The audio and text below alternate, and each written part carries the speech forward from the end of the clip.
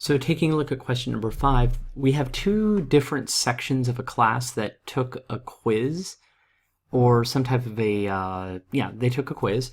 And the problem is that in one group, group A, there were 15 people, so 15 people, and they scored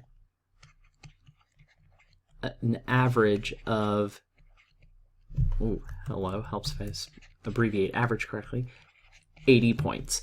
Now group B on the other hand, so group B, well, they have a slightly larger group at 20 people, and they have an average of 90. So what we need to do is we need to come up with a way to talk about the total. Well, finding the total people is pretty easy. 15 plus 20 is equal to 35 people. The problem is I don't know how many points were scored because they want to know what's the overall average for all the students. Well, to get an average, I know that I need to add the points and then divide by the people. So if we were to ask what are the points that each group made, well, points are going to be, 15 people each average 80 points.